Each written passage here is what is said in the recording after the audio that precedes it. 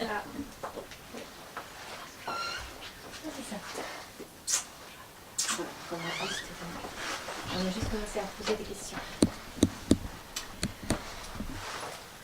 Ok, donc ce soir, le thème, c'est l'attachement que je vais faire, que je vais développer plutôt en relation avec la séparation.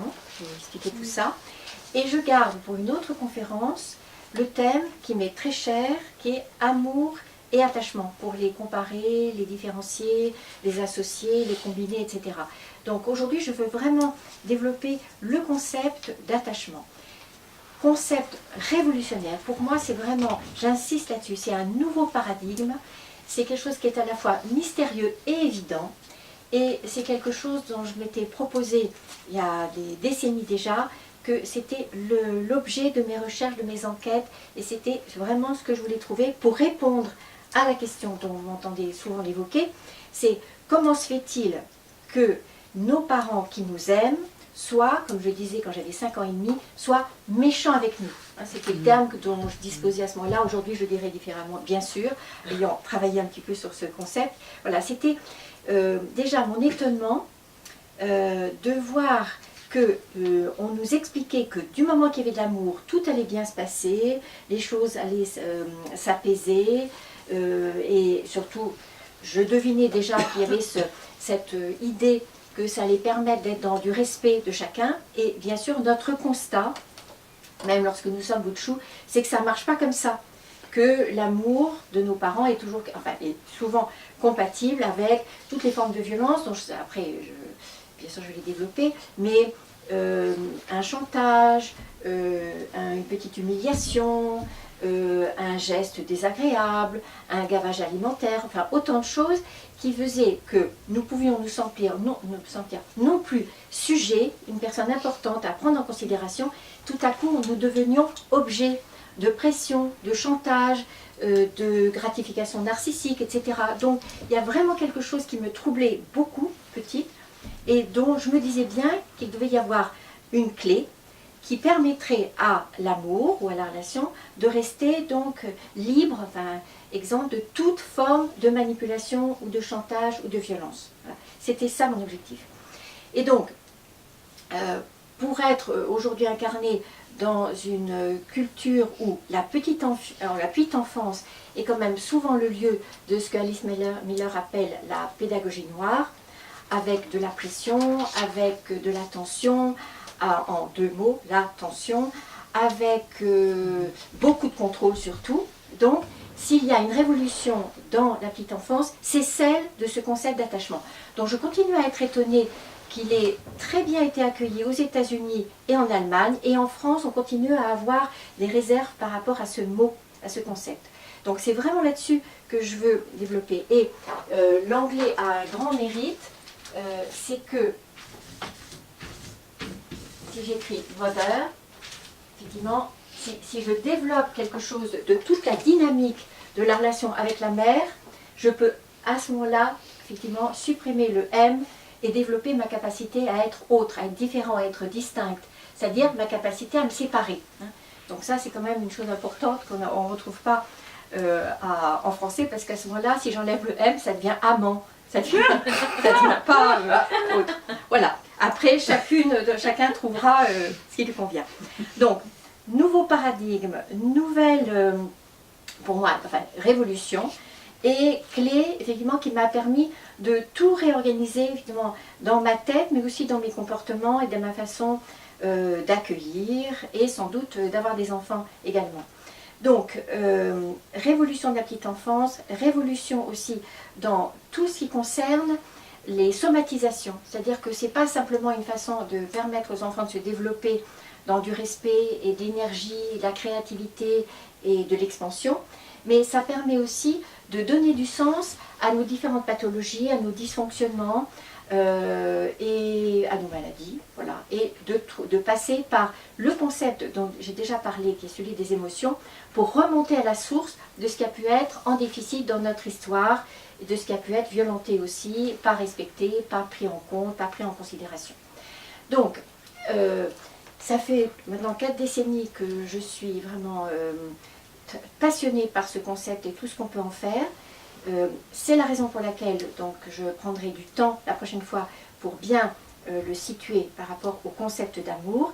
Mais aujourd'hui, je voudrais rester sur le concept d'attachement, celui de séparation, celui de résilience et celui de la santé également. Ce seront les 4 étapes. Et bien sûr, je terminerai avec le concept de prévention. Et je vous renvoie pour plus de précision, j'en dirai quelques mots, mais j'ai fait aussi une conférence pour le déni, ça suffit, sur la prévention en 21 points. Et je vous invite à aller voir donc ce document, ce fichier sur le site CILCP. Sur le déni, ça suffit. Alors, pendant assez longtemps, peut-être pendant une décennie, quand je voulais parler d'attachement, je reprenais les termes que j'avais trouvés aux États-Unis, qui étaient pulsion pour la proximité.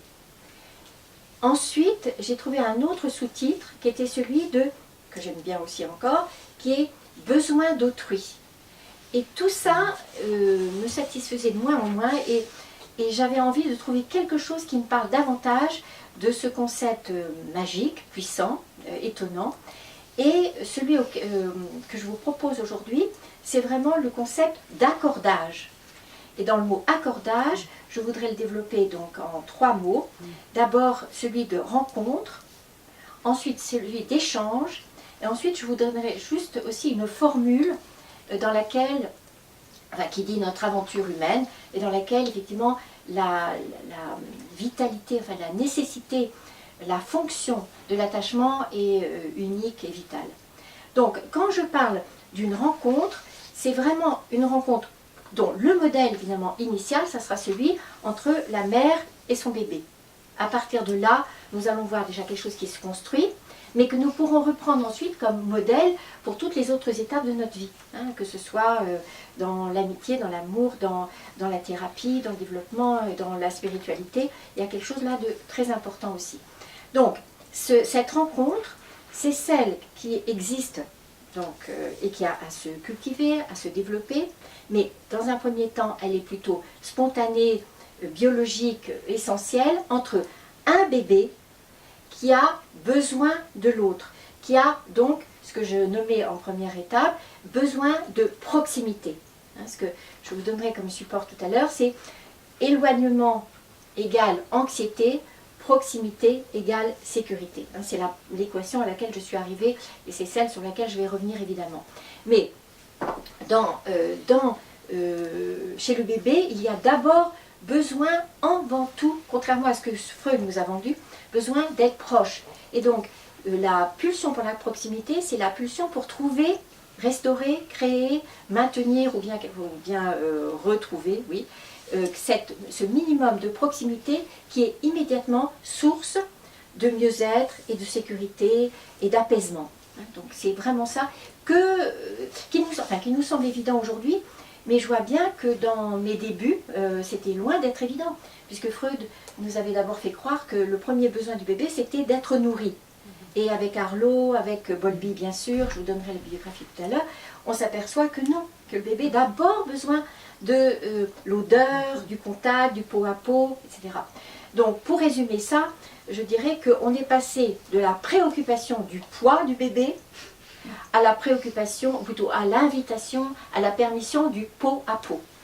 C'est grâce au pot à pot que le bébé va effectivement sécréter en lui quelque chose qui va lui permettre d'avoir des sécrétions hormonales, mais aussi évidemment être dans cette sécurité première, là j'appartiens à un monde qui fait une enveloppe autour de moi, et surtout donc après tout ce que je vais développer sur cette toute première relation. Donc d'un côté un bébé qui a besoin de cette proximité pour continuer à grandir, à avancer et à explorer le monde, et bien sûr en face de lui, il y a cette maman. Quand je dis maman, c'est bien sûr le terme générique, ça peut être aussi une mère de substitution, ça peut être une nounou, ça peut être un père, mais pour le moment je garde ce concept-là, parce que c'est pas tout à fait la même chose, étant donné que le bébé, dès la naissance, va être aussi rassuré par l'odeur de la mère, ce qui ne sera pas la même chose pour l'odeur d'une autre personne, d'une tierce personne ou d'un papa.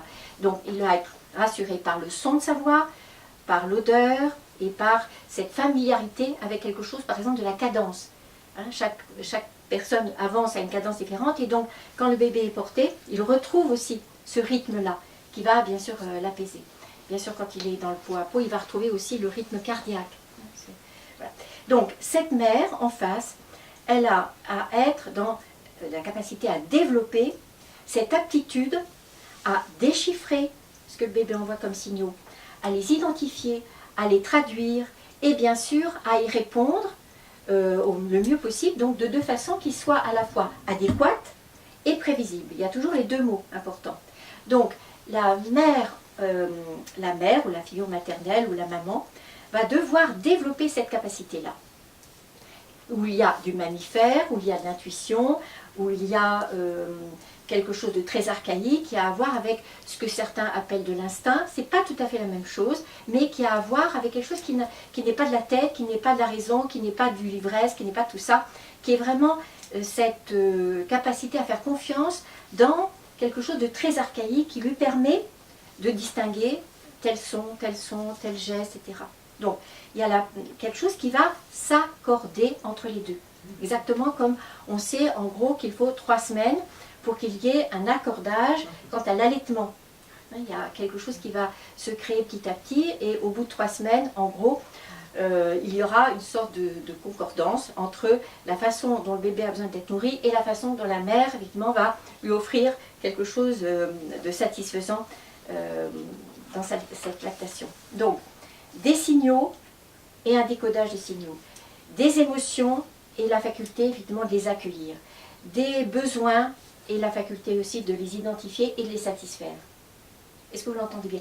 Des intentions aussi, ça je ne veux jamais l'oublier. La mère a une intention, et bien sûr que le bébé va être dans cette sécurité ou cette insécurité de déchiffrer l'intention de la mère. Voilà.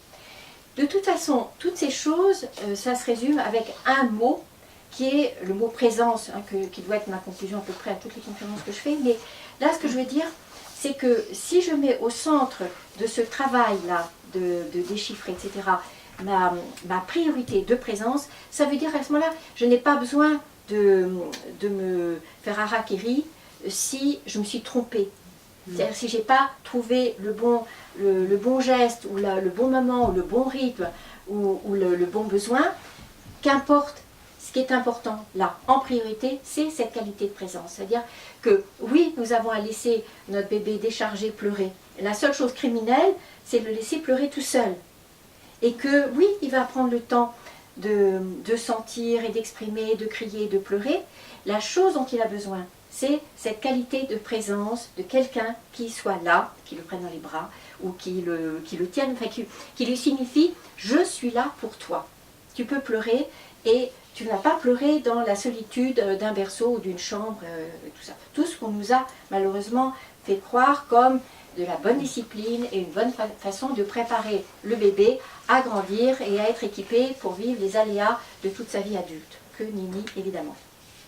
Donc, une rencontre, et je disais un échange, donc un échange le plus juste possible, qui va évidemment évoluer au fur et à mesure que le bébé va grandir, et qu'il va gagner en autonomie, qu'il va gagner effectivement en capacité à lui-même davantage exprimer ce dont il a besoin, jusqu'à les exprimer avec des mots, et savoir effectivement dire oui, dire non, selon ce qui correspond ou pas pour lui. Donc, cet échange, encore une fois, c'est ce qui va permettre la construction de ce que j'appelle ici, avec un terme générique, de la santé. C'est-à-dire de cette solidité, de cette aptitude aussi à s'adapter à ce qui se passe. Voilà.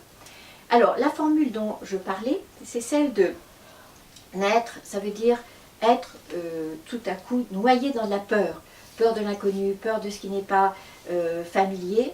Et donc, cette peur va sécréter évidemment quelque chose d'une anxiété, parce que ce n'est pas tout à fait la même chose évidemment. Et cette anxiété, c'est là que se trouve la bifurcation, soit elle va être ignorée, et s'il y a des manifestations d'anxiété ou d'angoisse, le bébé va être évidemment éloigné. Et là, ça va donner beaucoup de dépendance ensuite, beaucoup de troubles, bien sûr. Ou bien cette anxiété va être prise en compte, en considération, et elle va provoquer chez les figures parentales quelque chose de cette enveloppe d'attachement, de cette qualité de présence, de cette qualité de soin, de souci, encore une fois, je le redis, de prise en considération de ce qui se passe pour ce bébé. Même si je suis encore novice dans la capacité de faire la distinction entre des pleurs de colère, des pleurs de faim, des pleurs de douleur dans le ventre, etc. Et ça, nous avons tous à passer par ces étapes de doute et d'erreur. Voilà. Donc, s'il y a cette enveloppe d'attachement, de présence, alors ça va permettre et l'apaisement et la construction de la sécurité.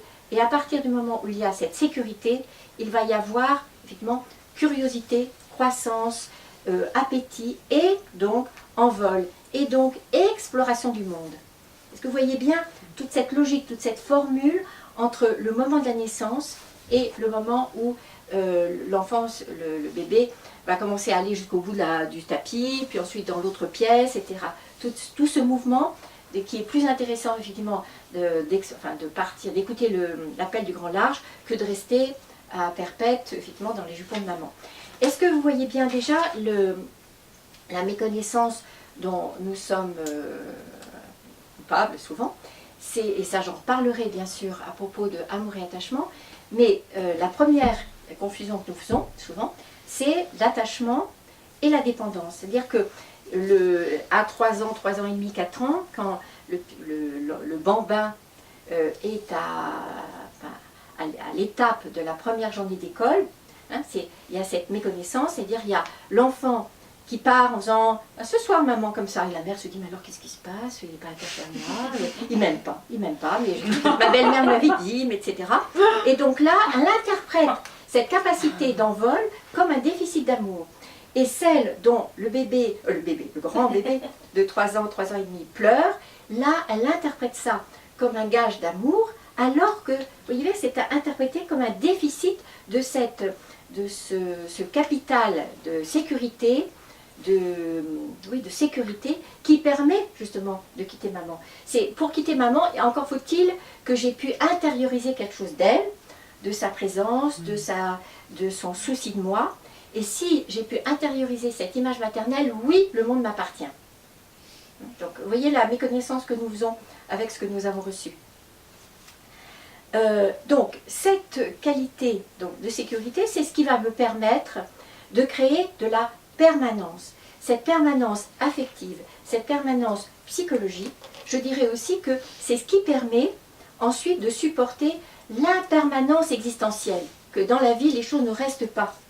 Et que ça, bien sûr, c'est source d'une angoisse perpétuelle, enfin, de notre condition humaine, et que c'est parce qu'il y a eu déjà cette qualité de permanence dans la proximité, puis ensuite dans les réponses à mes questions, etc., que je vais pouvoir construire ce jardin à l'intérieur de moi, ce bloc solide, cette estime de moi, j'y reviens là, et ça va me permettre de ne pas tomber de mon cheval chaque fois que je réalise dans ma vie d'adulte toute l'impermanence effectivement de notre condition. Ça va me permettre de rester donc sur mon cheval. Donc ça va me permettre de réguler aussi tous mes comportements sociaux. Je vais revenir à ça avec ce que j'appelle bien sûr chaque fois le clivage, c'est-à-dire cette aptitude à sentir des émotions sans forcément les exprimer. Ça va me permettre de vivre les aléas de la vie, ça va me permettre de rester dans une forme d'intégrité à la fois physique, c'est-à-dire que ma bonne santé passe par là aussi. Je ne vais pas être dans une forme de somatisation, de destruction, de perte de mes facultés. Et ça va me permettre aussi de rester dans une intégrité psychologique, de rester avec ce sentiment d'un jeu, hein, d'une identité à la fois stable et mobile aussi. C'est ce qu'on voit quand on travaille sur la construction de ce jardin intérieur.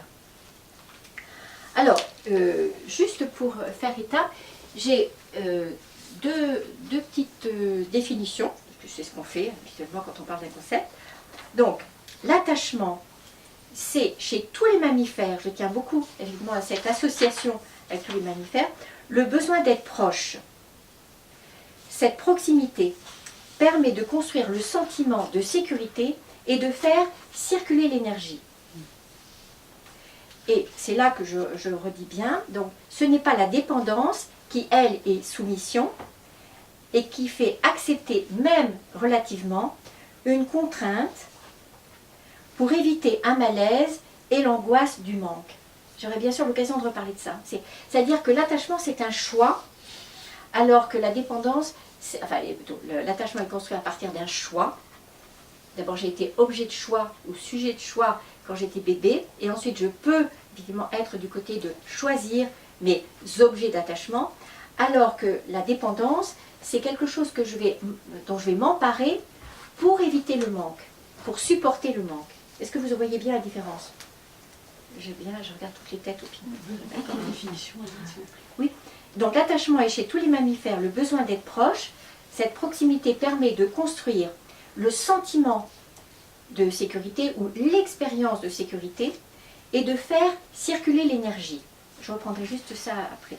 Ce n'est pas la dépendance qui est soumission et qui fait accepter même relativement une contrainte pour éviter un malaise et l'angoisse du manque. Alors, j'insiste parce que quand nous parlons d'attachement, nous parlons aussi de tout ce que nous allons trouver depuis la naissance pour, je mets entre guillemets, changer l'humeur.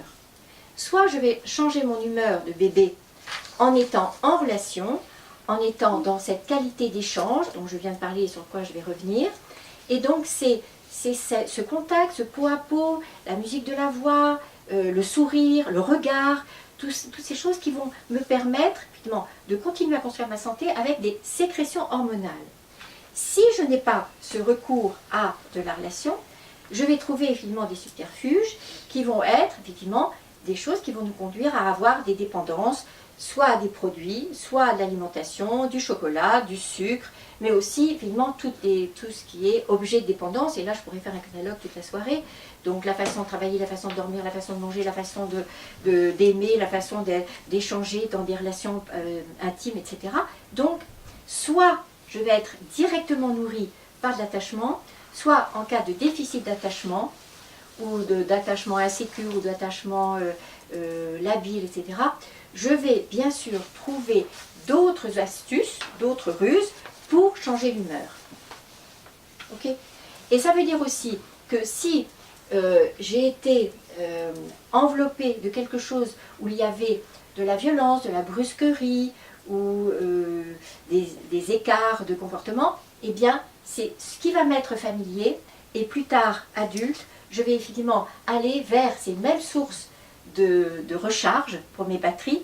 C'est-à-dire que si ma mère a été plutôt dans un comportement lointain, je vais me remettre, m'acoquiner avec des personnes qui vont être dans le même comportement. Si elle a été douce et proche, je vais évidemment plus volontiers aller vers des personnes dont le même comportement va m'être familier. Et ça, c'est la grande injustice de notre vie.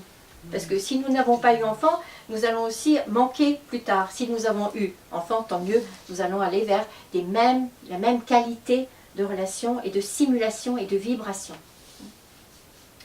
Donc, quand je parle des névroses, c'est ça. Les névroses, ce sont toutes les ruses que nous avons utilisées pour trouver du réconfort, faute d'en avoir suffisamment dans les bras, dans le regard, dans le sourire, dans l'odeur, etc. Nous avons trouvé d'autres façons, qui peut être le sommeil, qui peut être aussi le sucre, toutes ces choses sur lesquelles on revient. Donc, pourquoi est-ce que c'est si important, cette solidité de l'attachement? Eh bien, c'est pour ensuite vivre quelque chose qui est la séparation. Alors, c'est ce que j'ai marqué là. Ça, c'est un tableau dont je me souviens exactement la nuit où j'en ai eu l'intuition. Et ça a été vraiment important pour moi. C'était exactement il y a 32 ans. Et tout à coup, j'ai vu la cohérence, évidemment, que ce concept d'attachement me permettait. Cet attachement, voilà, c'est ce bloc-là. C'est cette chose qui se tricote, qui se construit, qui s'alimente, qui se nourrit, qui se développe. Je vais revenir sur tout ça. Et parce que cette qualité, ce stock, ça va me permettre, dans le cycle de la vie, d'arriver et de vivre le moins mal possible cette étape de séparation. S'il n'y a pas d'attachement, il n'y aura pas de séparation. il y aura de l'abandon, il y aura de la rupture, il y aura d'autres comportements de séparation, mais sous un mode évidemment négatif et troublant. Et donc la séparation, c'est celle donc, du deuil, telle qu'en parle Elisabeth Kubler-Ross, telle qu'en parle Christophe Fauré, toutes ces personnes qui en ont fait donc vraiment un outil aussi de travail psychologique et autre. La séparation, elle est toujours, donc, enfin, le deuil est toujours accompagné de toutes les émotions, vous vous souvenez. Avec la première étape, le déni, c'est pas possible, ça ne peut pas m'arriver, la peur, la colère, le chagrin, ensuite le marchandage, oh, bah, tant pis ou tant mieux, etc. Et ensuite, la capacité à laisser partir effectivement l'objet du deuil, et ensuite, et ça c'est la 7e étape, ça va être la disponibilité pour un autre attachement. Donc ça, c'est ce qu'on trouve dans tous les textes sacrés, hein, c'est ce cycle. Il y a attachement, séparation, attachement, séparation. C'est ce que nous voyons sans qu'il y ait forcément un deuil majeur, mais c'est que pour accueillir un deuxième bébé, nous avons besoin déjà d'accepter qu'il ne soit plus notre bébé, qu'il soit déjà un peu grandi et qu'il ait pris de l'autonomie, qu'il soit capable effectivement d'être en lien fort avec d'autres personnes, ce qui nous permettra effectivement d'avoir cette disponibilité pour un autre bébé. Donc en gros on compte 2 ans hein, pour permettre à ce premier bébé d'avoir gagné un peu en autonomie. Alors ça c'est quand tout va bien, hein, attachement, séparation, séparation. Ce qui m'intéresse en tant que clinicienne, c'est qu'est-ce qui se passe si nous quittons ce cercle-là de vitalité. Alors, c'est donc là, cette tangente, j'aurais pu mettre une petite flèche comme ça. Si je n'arrive pas à pleurer, à vivre la séparation, à faire le deuil, ou si je n'arrive pas effectivement à nourrir cet attachement, je prends la tangente. Et là, c'est ce que j'appelle donc la dépression. Non, là, Dépendance. non, le détachement, dans lequel, voilà, le détachement, hein, il y a oui, attachement, détachement. Alors, c'est une histoire encore de terminologie, parce qu'on sait bien que dans d'autres cultures, on va parler de détachement comme quelque chose de positif. Là, je vous demande juste d'accepter ce terme, faute, moi, d'en avoir trouvé un meilleur. Le détachement, tel que je le vois, donc, ayant échappé à ce circuit de la vie, il est le terreau pour les 4 maux du siècle, mots M-A-U-X. Donc, ce que vous avez dit, la dépression, j'y reviendrai tout à l'heure sur ce sens que la dépression, c'est jamais le problème lui-même. Le problème qui se trouve derrière la dépression, c'est toujours l'expérience de la solitude. Donc, la rupture dans un système d'attachement. Deuxième mal du siècle, ce sont toutes les formes de dépendance, mais au sens le plus large, hein, à des objets, à une personne, à un système, à une secte, etc. etc. C'est leur potentiel de vie, et tout à coup, effectivement, je me saisis d'un objet de dépendance pour survivre. Donc, la dépendance, c'est toujours quelque chose qui a à voir avec la survie, et non pas la vie. Ensuite, je vais avoir toutes les formes de violence, hein, dont nous parlons régulièrement, et pas seulement la violence physique, verbale ou sexuelle, mais toutes les formes, hein, donc vraiment au sens le silence, un haussement d'épaule, la non prise en considération de l'autre. Bon, enfin, là aussi, on pourrait faire un catalogue infini. Et ensuite, bien sûr, tout ce qui écourte le temps biologique. Donc les maladies, dégénérescences aussi, mais toutes les maladies qui nous font, les accidents aussi, les maladies qui ne nous permettent pas d'aller jusqu'au bout du chemin. Hein, donc d'avoir un siècle d'aventure sur cette planète. Voilà. Donc nous sommes bien sûr tous concernés. Ça veut dire que ponctuellement, au moment d'un deuil majeur, au moment d'une séparation, au moment d'un sale coup, au moment d'un dépôt de bilan, enfin toutes ces choses, je peux être avoir posé mon tipi, planté mon tipi sur cette zone rouge de détachement. Ça fait partie aussi des aléas de la vie. Et j'ai juste à vérifier effectivement mon équipement pour remonter à la surface ou me remettre dans le circuit. Et c'est là que je mets cette flèche verte, parce que ça peut être enfin, tout ce que nous savons, mais que mon travail de psychothérapeute, c'est ça.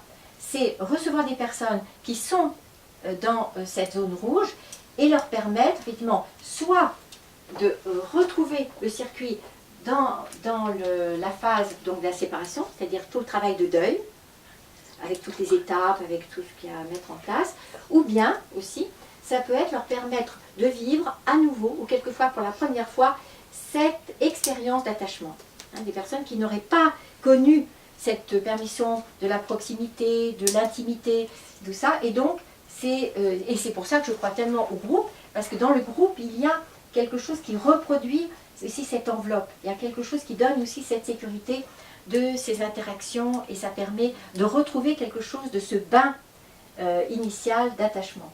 Donc, de contact dans le temps aussi. Hein, c'est ce que j'ai pu vivre aussi dans les hôpitaux psychiatriques, où là, on avait besoin de temps pour permettre à ces patients d'être dans la sécurité de quelque chose qui va durer, hein, qui prend du temps. Voyons bien ce qui se passe dans les groupes qui durent 10 heures, ou qui durent une nuit, ou qui durent 24 heures.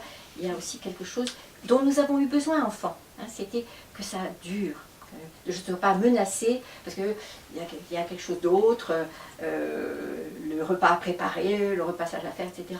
Et c'est pour ça que je favorise bien sûr le pot à pot la nuit, où il y a moins, évidemment, ces contraintes-là. Voilà, donc pour moi, ce sont les trois étapes qui justifient l'importance pour moi de cet attachement premier. Je peux être en difficulté, avoir été en difficulté dans l'attachement, je peux avoir été en difficulté dans la séparation dans mon histoire. Je peux avoir connu quelque chose de chaud et de bon, et avoir été moins bien accompagnée pour vivre toutes les séparations. C'est pour ça que l'attachement, c'est à la fois la capacité donc, du parent à donner du sens, donc à signifier cette interaction à la fois sensorielle, émotionnelle, qui renvoie à des besoins. Mais ce que fait le parent dans ces circonstances, c'est aussi donner des modèles de comment réguler les émotions en situation de stress, en situation de manque, en situation de départ, en situation d'absence. C'est ça que va faire le parent. Qu'est-ce que nos parents nous ont donné comme modèle pour vivre, pas seulement les choses qui allaient bien, parce qu'il y a des familles où les parents ne savent pas non plus donner un modèle de ce qui se passe quand ça se passe bien, mais qu'est-ce qui se passait en situation de deuil, de perte, d'absence. Est-ce que c'était nié, est-ce que c'était dramatisé, est-ce qu'il y avait des options pour pouvoir traverser les aléas sans se casser la figure, ou sans être non plus dans le déficit de permission d'exprimer ce qui se passe, de pleurer, de tempêter, de dire de la colère, etc.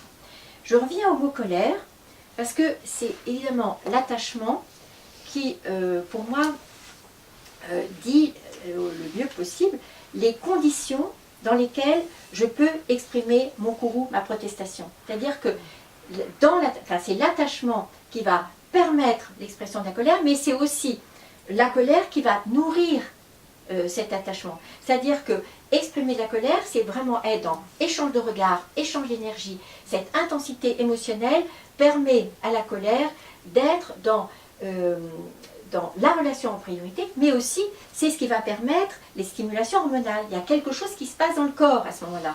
J'habite ma colère. Je ne suis pas juste en train de tenir un discours depuis mes neurones, mais je suis dans quelque chose qui prend tout le corps. Nous le sentons à ce moment-là. Et c'est ce qui permet évidemment de distinguer cette colère habitée, ce moment de tension émotionnelle, de protestation et d'échange sensoriel et visuel, d'avec la violence qui serait juste à l'opposé, où c'est du froid, c'est du non-regard, c'est de la disqualification et tout ce que vous m'entendez dire régulièrement. Voilà. Donc, chaque fois qu'il y a séparation, chaque fois qu'il y a absence, ou chaque fois qu'il y a non-satisfaction du besoin, ça va provoquer les émotions. Les émotions, comment est-ce que je me les approprie, encore une fois, pour les exprimer ou pas, mais surtout pour en faire, ça vous m'entendez dire chaque fois, des sources d'énergie. Mais cette source d'énergie n'existe que parce qu'il y a ce fond, ce terreau d'attachement. C'est-à-dire quelque chose d'inconditionnel, quelque chose de solide, quelque chose, encore une fois, de biologique parce qu'il y a les hormones, d'émotionnel parce qu'il y a le regard, de respectueux parce qu'il y a effectivement le souci de l'autre et le fait de prendre l'autre en considération dans cet échange qui peut être western et attaque de la diligence, hein, bien sûr. Alors, ce qui me semble aussi, je vais dire ça tout de suite, c'est que quand je parle d'attachement, Ça, ce petit tableau, je l'aime beaucoup, hein, comme vous voyez. Il résume bien. Alors, autre tableau qui va nous permettre aussi de revoir la distinction entre estime et confiance. Donc, l'attachement, il peut y avoir deux objets. Soit je suis attachée à des personnes, là je réintroduis quelque chose de l'émotion, de la préférence, du besoin d'exclusivité, c'est tout ce qui peut se passer vraiment au premier âge. Et à ce moment-là, si je me sens dans cette, à la fois cet amour et cette appartenance dont je parlerai tout à l'heure, mais surtout la prochaine fois, je sécrète quelque chose dont je parle depuis le début, cette confiance. Confiance en moi, confiance dans l'autre et confiance dans la vie. Hein, toujours les distinguant tous les trois, avec des tonalités différentes selon ce qui s'est passé pour nous et selon évidemment la solidité des personnes qui nous ont tenus dans les bras et parlé et secourus et soutenus. Cette confiance, c'est ça qui va être effectivement le stock d'énergie, mais aussi de gourmandise et de curiosité pour partir effectivement dans cette autre colonne-là qui est attachement à des objectifs. C'est aller à l'école, apprendre à dessiner, apprendre les règles de 3, etc., etc. Donc tout ça, c'est ce que j'appelle la maîtrise du monde. Hein, c'est ça que l'attachement à des personnes va me permettre. Et donc, je ne dirais ni comme Dolto, ni comme d'autres personnes, que l'enfant va nourrir cette curiosité pour plaire à la maîtresse. C'est pas ça du tout. Parce que Madame Dupont, elle est vraiment gentille là. Non, c'est que la qualité d'attachement avec la maîtresse, sa présence, son souci, sa disponibilité, c'est ce qui va permettre à l'enfant de contacter en lui, effectivement, non pas son souci de plaire, sûrement pas, mais son souci de découvrir le monde et de maîtriser, avec l'orthographe aussi et d'autres choses comme ça. Et à ce moment-là, on va avoir en face des maîtresses, reconnaître et être reconnu. C'est ce qui se passe à l'école. J'ai non seulement mon prénom, mais j'ai aussi, c'est une autre étape. À la maison, on me connaît parce que j'ai mon prénom. À l'école, j'ai aussi un nom, un patronyme. Donc, je développe aussi quelque chose d'une socialisation. Et tout ça va me permettre, évidemment, encore, dans cette conquête du monde, de développer des compétences. Donc là, je n'ai pas mis le mot, mais là, avant la confiance, il va y avoir estime de moi. Hein, toujours le regard, hein, si j'aurais pu le mettre, je ne l'ai pas mis. Estime de moi, qui va ensuite donc déboucher sur cette confiance dans ma capacité dans une action, encore une fois, à me mettre en risque, à sortir de ma zone de confort. Et c'est pour moi le contraire de la paresse ou de ce que j'appelle le confort, c'est-à-dire cette chose qui nous fait nous raccornir. Voilà. Ce qui est important dans ce tableau, il y a deux choses. D'une part, les deux colonnes sont vraiment à distinguer l'une de l'autre. Hein, ce n'est pas la même nature. Ça veut dire aussi que si je passe impunément cette ligne rouge, ça veut dire que je risque d'être dans des comportements névrotiques. C'est-à-dire que l'institutrice ou le professeur qui est donc en contact avec des personnes dans cette zone, elle doit faire le deuil d'être aimée par ces personnes. Je le mettrai mieux, mais elle n'a pas effectivement à gérer, organiser et se mettre dans l'urgence d'être aimée. Ce dont elle a besoin, c'est reconnaître et être reconnue. Si elle veut être aimée de ses élèves, elle passe là, et là, il y a quelque chose effectivement qui n'est pas juste. Et je pense qu'un grand nombre de dépressions à l'éducation nationale viennent de ce que ce n'est pas posé comme tel. Hein, si je suis prof, ce n'est pas pour être aimé. Il y a d'autres lieux pour être aimé, mais pas parce que j'apprends effectivement les mathématiques ou la physique quantique. Sûrement pas.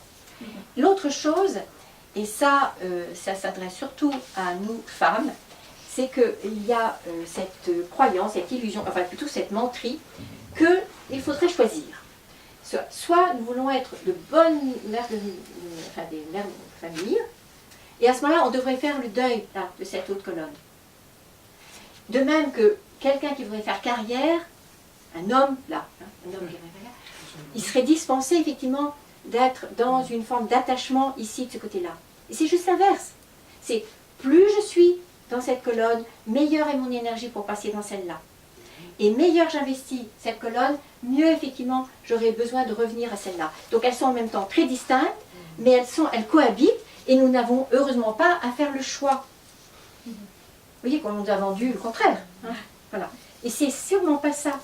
Et il n'y a pas très longtemps, dans un groupe, quelqu'un disait, c'est justement parce que j'ai eu beaucoup d'enfants que j'ai trouvé dans cette ma maternité quelque chose d'une énergie pour ensuite réussir ce que je voulais faire professionnellement. C'était pas l'inverse, ça se vide pas, ça se cumule au contraire.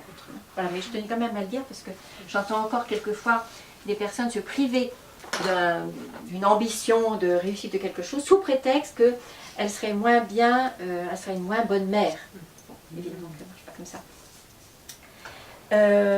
Alors, voilà, c'était ça. Je voudrais avoir une lectrice qui veut bien lire. D'accord. Recto verso. Donc ça, c'est un texte déjà que j'avais glissé dans mon deuxième livre. Et c'est une expérience que rapporte David Servan-Schreiber. Voilà, je vous laisse lire, Marie-Odile, et je vous remercie. Alors, le contact physique est un facteur nécessaire à la croissance de l'enfant. Ce que toutes les mères et beaucoup de pères et toutes les femelles de mammifères ont toujours su depuis leur apparition sur Terre. À savoir que les nouveau-nés de notre espèce ont besoin du contact physique maternel pour se développer. Qui a mis le professeur Schoenberg et son équipe de l'université de Duke sur cette piste inattendue? Une femme qui a écouté son cœur.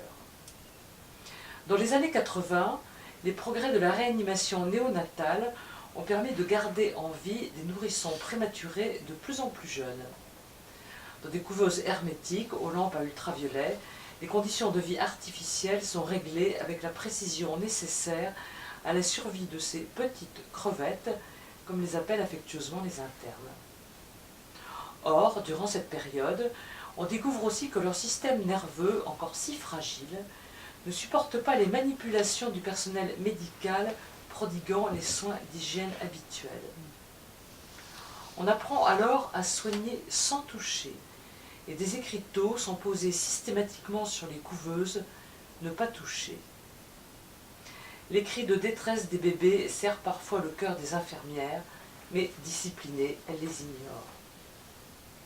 Seulement voilà, malgré la température idéale, les conditions d'oxygène et d'humidité hyper réglées, l'alimentation mesurée en milligrammes, la lumière violette, les nourrissons ne grandissent pas.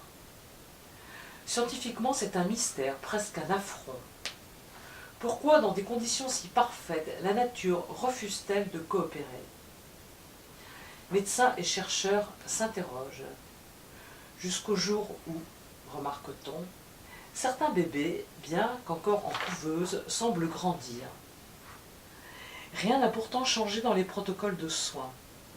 Rien, ou presque. Enquête est menée, et les cliniciens de découvrir à leur grand étonnement que les enfants qui grandissent bénéficient tous des soins d'une même infirmière de nuit nouvellement arrivée. Interrogée, la jeune femme hésite, puis avoue.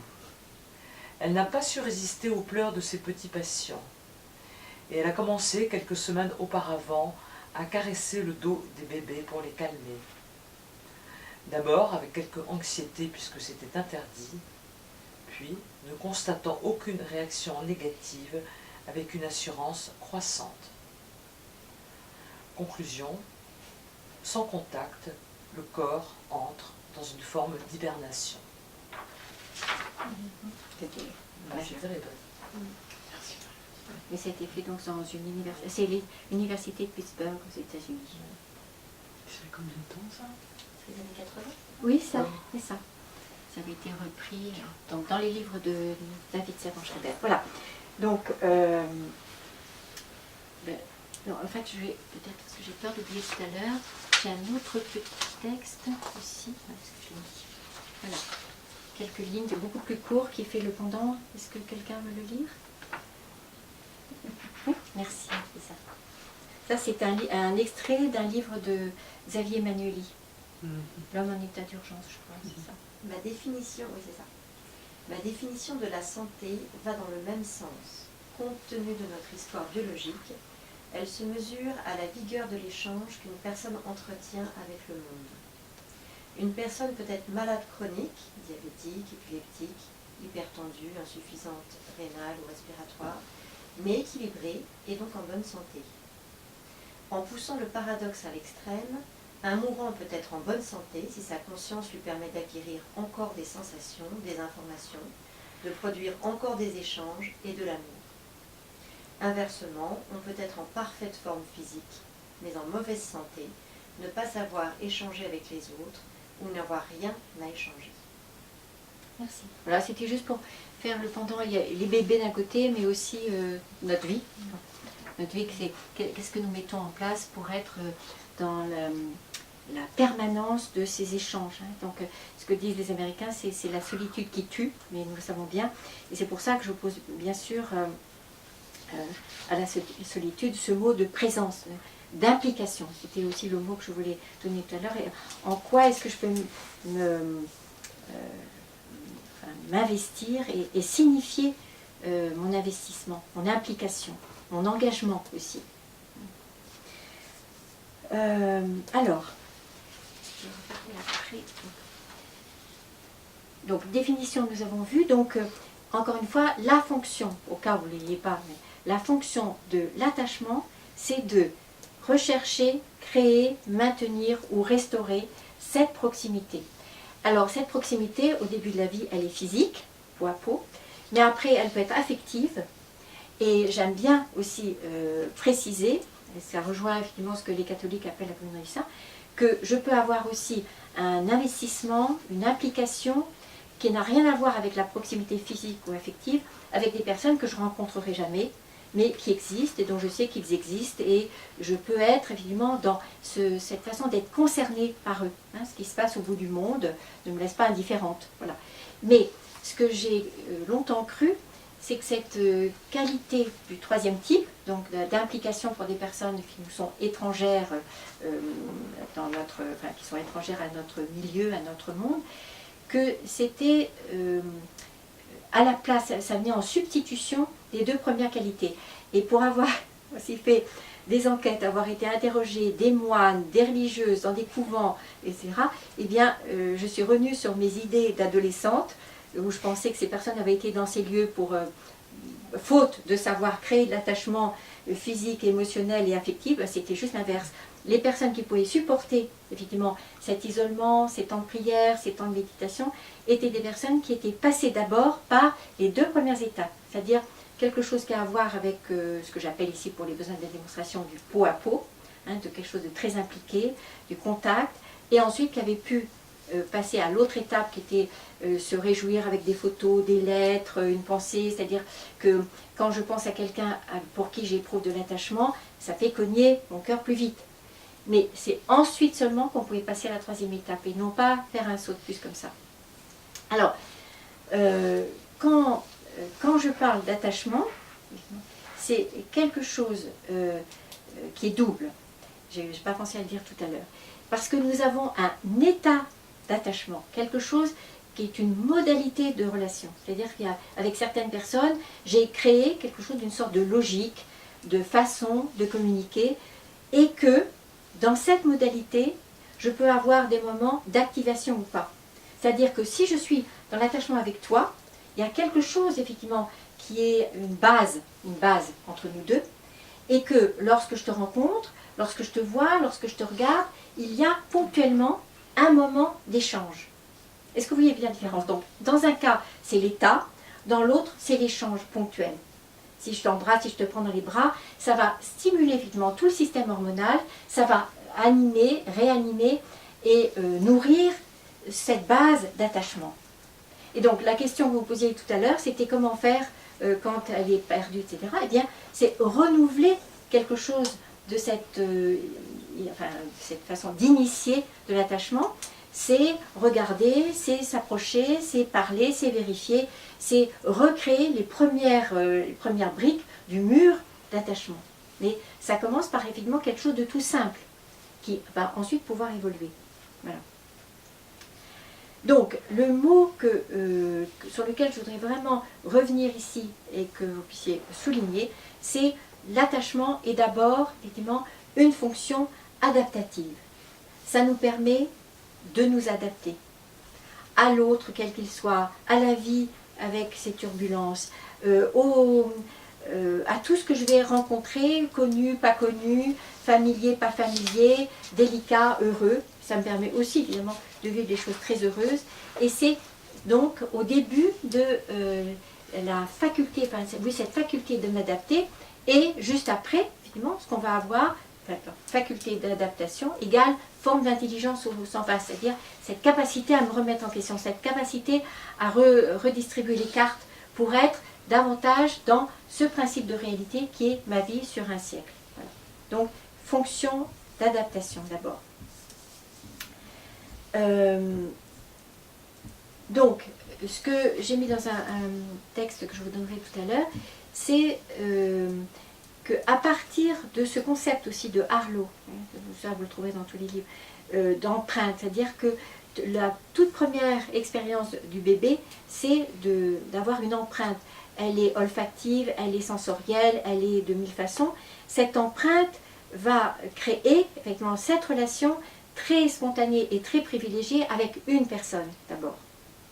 Si cette relation est satisfaisante, le bébé va avoir le droit de créer aussi d'autres relations privilégiées avec d'autres personnes, le père, la grand-mère, la nounou, la marraine, etc.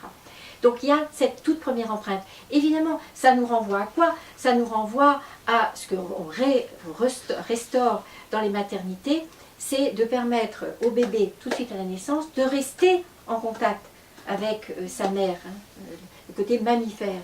Et plus un bébé va rester effectivement en contact avec, sur le ventre, sur la poitrine de sa mère mammifère, meilleure l'empreinte. Et donc, meilleur, évidemment, le moment d'enclencher quelque chose de toute cette construction. Et que nous voyons bien tout ce qui peut se passer, effectivement, quand le bébé est séparé, où ça va être, bien sûr, pas du tout fichu pour toujours, mais ça va être plus long de restaurer toute cette qualité de proximité et d'élaboration, de sécrétion hormonale. Donc, aujourd'hui, évidemment, nous espérons pouvoir voir se développer davantage des démarches kangourous où quand le bébé prématuré, effectivement, a besoin de quelque chose, on va plutôt le mettre sur la poitrine de sa mère que dans une boîte aseptisée et à 37 degrés et toutes ces choses-là qui ont certainement des vertus. Mais on voit bien que le bébé va se développer beaucoup mieux, évidemment, dans une démarche kangourou que dans une boîte. Je suis en train de dire que le bébé, s'il était capable d'avoir cet attachement donc avec sa mère, il avait le droit d'avoir un attachement avec son père et d'autres. J'imagine que tu disais pas droit, mais plutôt capacité. Oui, je me souviens pas de plutôt ça, du mais droit. C'est plus la capacité, c'est ça? Oh, oui, bien sûr. D'accord. Il va être plutôt en aptitude. Voilà. En aptitude, Okay. parce qu'il va déjà avoir ce potentiel, ce potentiel de disponibilité pour créer effectivement d'autres attachements, et ensuite donc ça va être l'appartenance qui va être un autre thème là. Voilà. C'est aussi cet attachement initial archaïque qui va permettre d'évoquer un autre concept qui est aussi très mal introduit dans la psychologie ou notre culture, c'est celui de résilience. Et donc je voulais revenir avec quelques mots. D'ailleurs, effectivement, je m'aperçois que je parle et j'ai préparé un petit dossier qui parle de la résilience, et je vous invite à en prendre connaissance. Là, voilà.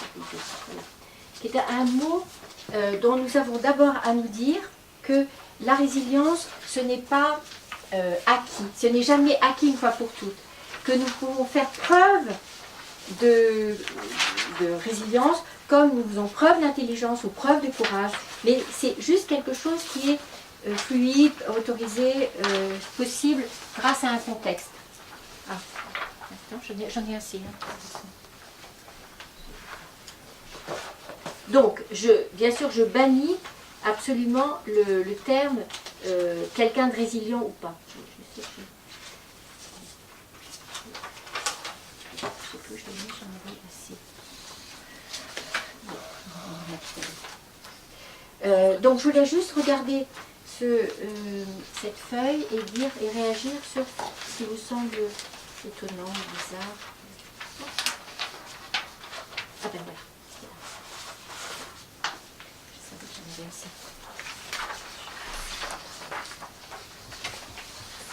Donc, surtout... Ah oui, oh, pardon. Surtout, comme je le fais habituellement, je commence donc ce petit fichier avec ce que la résilience n'est pas.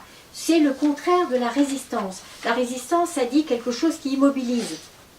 La résilience est au contraire sous le signe de la souplesse et de la capacité à rebondir. Hein. Donc déjà, distinguons bien les deux termes. Ensuite, bien sûr, ça n'a rien à voir avec le bonheur. Ça n'a rien à voir avec détachement, insensibilité, invulnérabilité, et ça n'a rien à voir non plus avec sublimation, évidemment. Hein, c'est cette faculté-là de continuer à avancer, de continuer à penser, de continuer à vivre, quels qu'aient été les accros, les mailles qui filaient dans le tricot, les épreuves de la vie, les deuils, etc. Je mets ensuite donc les 5 dangers auxquels on associe malheureusement le terme de résilience: idéalisation, explication, attribution. Hein, c'est pour ça que quand je dis je ne veux pas attribuer à quelqu'un d'être résilient, je peux juste observer qu'il est capable, plus que la moyenne peut-être, de rebondir et de se remettre, on peut dire, de quelqu'un qui aura cette faculté de résilience. Et on voit bien avec les exemples que nous avons eus de personnes qui avaient traversé le feu, dont on pensait qu'elles étaient ensuite insubmersibles, et pas du tout. Hein, on sait bien que d'avoir cassé une tasse en porcelaine, alors que c'est des personnes qui revenaient tant, ça peut vraiment les faire se briser elles-mêmes. C'est étonnant de voir le contraste qu'il peut y avoir entre ce que nous avons attribué à des personnes qui avaient traversé le feu, et de les voir avec une telle fragilité ensuite. Donc, je dis et redis combien nous avons à être d'une grande attention et prendre en considération ces personnes-là. Et puis toute la récupération politique, évidemment, qui peut être fait de ce terme avec le contrôle social, sous prétexte que ces personnes seraient résilientes. Moi j'aimais beaucoup, alors ça je me suis inspirée de plusieurs livres, notamment des livres de Boris Cyrulnik, pour trouver des métaphores. Hein. C'est le verre qui en même temps est solide et en même temps fragile.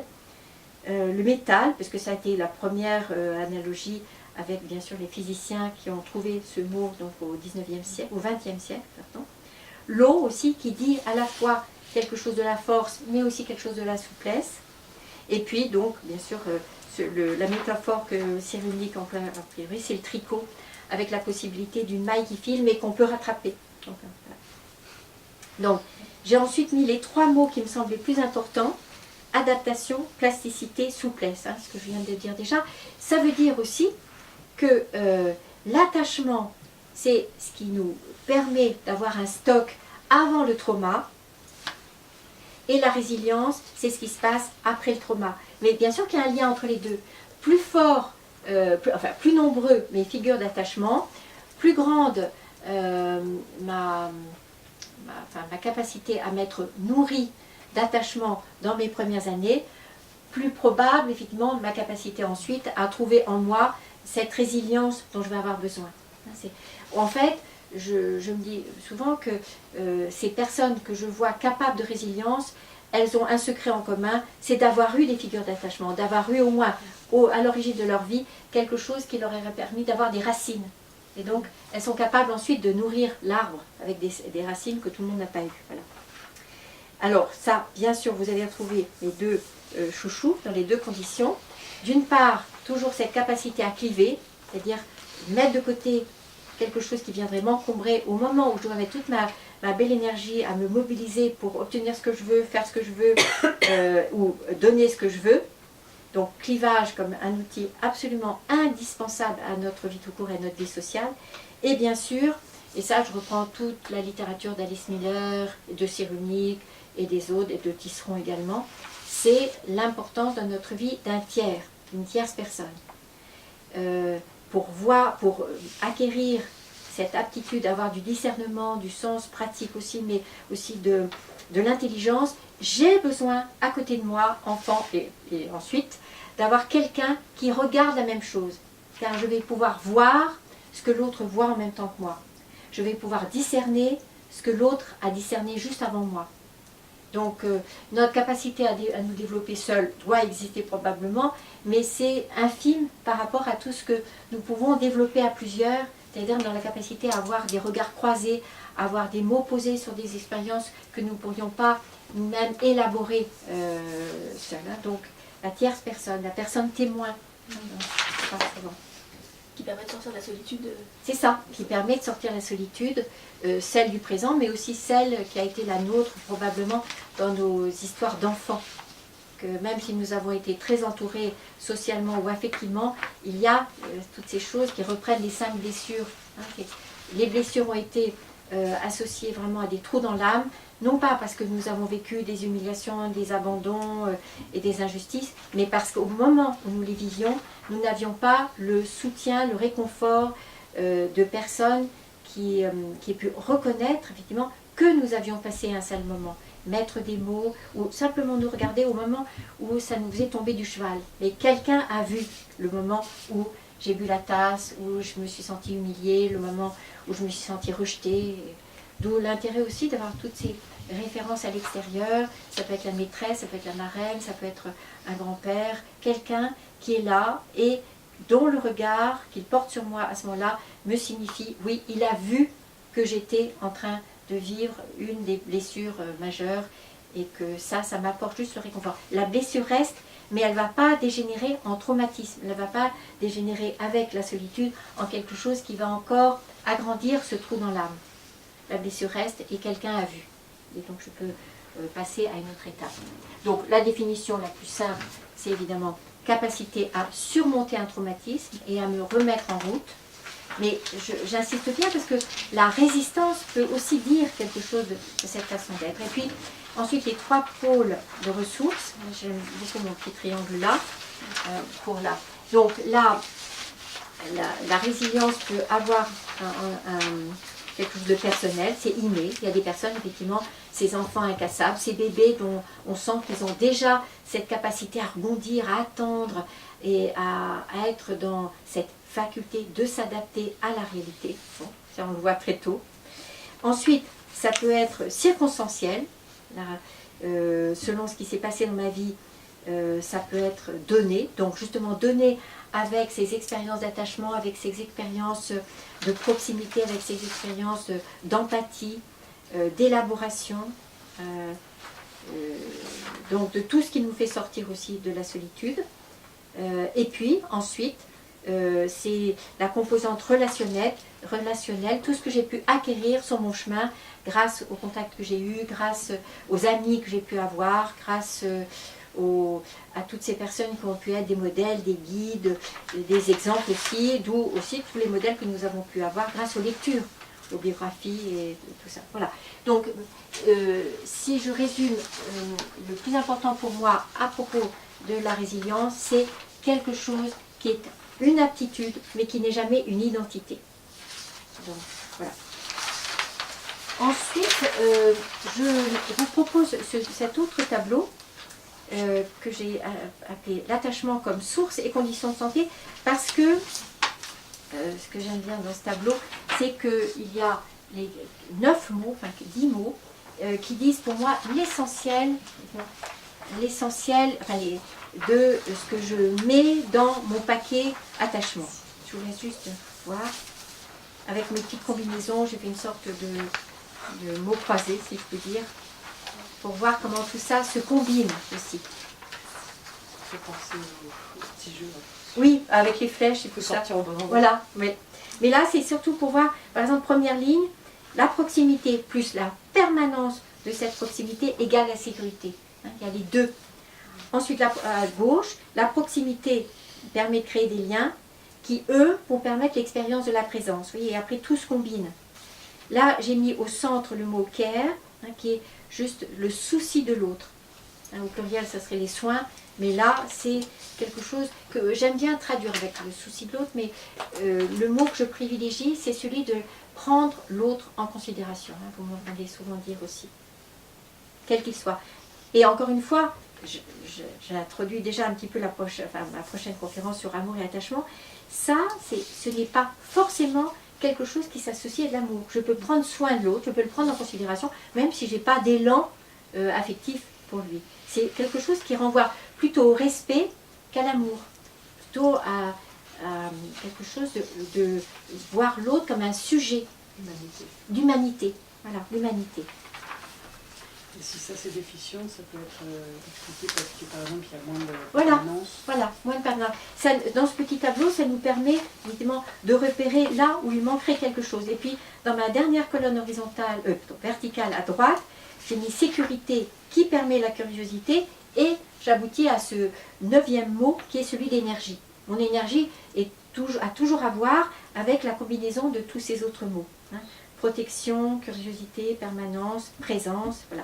Tout ça converge vers le 10e mot qui est le mot santé, avec bien sûr ce que j'associe à la santé, non pas absence de maladie, vous le savez déjà, la créativité, la croissance, la confiance et bien sûr celui que je disais déjà, j'ai nommé tout à l'heure comme très important, l'exploration, la curiosité au monde.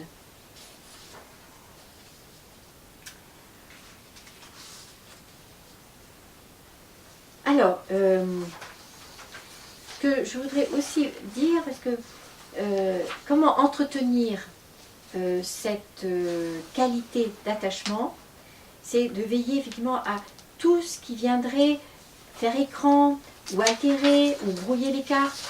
Et je mets au centre de tous ces mots, celui effectivement du secret. Le secret est quelque chose qui peut altérer. Pas le secret qui protège mon terrain, mon jardin secret. C'est quelque chose qui aurait à voir avec de la rétention d'informations, d'implications. Donc d'abord il y a le secret qui empêche, et le secret tel qu'on l'élabore, tel que j'en parle, effectivement par rapport à l'arbre généalogique ou à d'autres choses, le contraire du secret, ce n'est pas la parole, le contraire du secret, c'est la circulation de l'énergie. Lever un secret, ça permet évidemment de voir tout à coup quelque chose de la sève de l'arbre généalogique. Voilà. Bien sûr, j'ai déjà dit plusieurs fois et je reviens que c'est ce qui va permettre notamment de lever les interdits qui prennent la forme de stérilité ou d'infertilité. C'est le secret qui empêche la sève. Et parce que le secret est levé, il y a quelque chose de nouveau qui va permettre à ces branches où il y avait sans postérité, de nouveau, évidemment, de créer de la postérité, de faire circuler la vie et de la transmettre. Voilà. Le stress aussi, un stress sous forme de permanent, enfin, quelque chose qui serait comme une modalité de vie, pourrait être l'expression effectivement d'une grande blessure de solitude, mais aussi d'une grande douleur d'isolement, et aussi de solitude. Et donc le stress peut faire écran dans cette aptitude à échanger de l'énergie, à faire circuler quelque chose de cette curiosité, de cette sève. Et puis bien sûr, là je reviens à mes thèmes chéris, ça pourrait être toutes les rétentions, pas de parole, parce que c'est plutôt parler mais pas trop, vous savez, mais toutes les rétentions d'expression d'une expérience et donc des émotions. C'est l'expérience donc d'échanger de la colère, de la peur, du chagrin, de l'exprimer. Tout ça va nourrir, encore une fois, je l'ai déjà dit mais je le redis, va nourrir cette vitalité de l'attachement. Et si je me prive, pourquoi pas, d'ailleurs je peux faire des choix intelligents de me priver d'exprimer quelque chose, mais je sais qu'à ce moment-là, je réduis un tout petit peu la vigueur, la santé de l'attachement. Alors, dernier petit tableau, qui n'est pas le plus simple, ici, je reviendrai.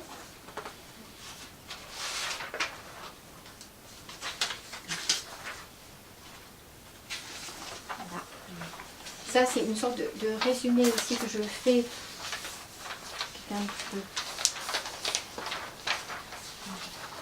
Je voulais bien distinguer 3 colonnes. On a une feuille, là.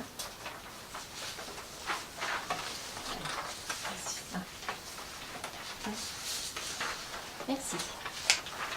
Donc, ça c'est théoriquement ce que j'avais construit au moment d'un colloque où j'intervenais sur de l'empreinte à l'empathie. J'ai commencé à parler d'empreinte et j'ai oublié de parler de l'empathie. Mais évidemment que l'attachement c'est beaucoup plus que l'empathie. Ça serait une empathie puissance 1000. Quelque chose qui a à voir avec le corps aussi, avec l'histoire, avec quelque chose qui pour moi est d'une autre qualité. Alors là j'ai fait 3 colonnes, donc avec les 3 mots que vous m'avez déjà entendu dire aujourd'hui. D'abord cette qualité de permanence, ensuite de construction de quelque chose, notamment l'identité. Et troisième colonne, c'est adaptation, régulation. Donc, ce que j'ai remis, parce que j'aime beaucoup le faire en me référant à l'analyse transactionnelle, ce sont les 3 P, protection, puissance, permission. Et en dessous, les 3 mots qui me semblent aussi importants, tels que j'ai voulu les rappeler ce soir, c'est qu'en est-il du contact, sous toutes les formes. Ensuite, qu'en est-il effectivement des besoins, et qu'en est-il ensuite des émotions. Et ça va être tout le parcours parental pour permettre à l'enfant de s'y retrouver dans chacune de ces colonnes. Contact, besoin, émotion. Voilà. Et puis, avec la petite flèche horizontale, donc dans la première colonne, ça va créer la sécurité, la deuxième, la santé, et ensuite la troisième, elle n'est pas la moindre, la socialisation. Comment est-ce que l'enfant va avoir cette curiosité d'appartenir. Et donc ça, c'est ce que je développerai la prochaine fois sur l'appartenance.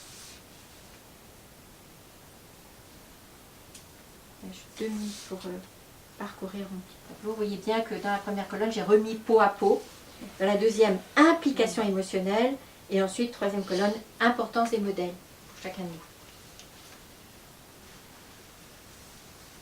C'est tout un village qui élève un enfant.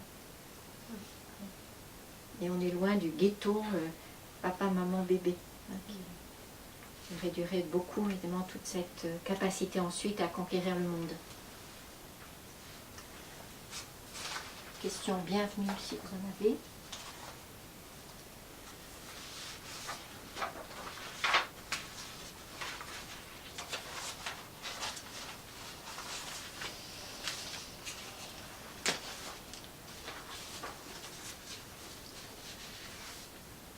Après, je revois ce que j'ai pas encore pris le temps de dire.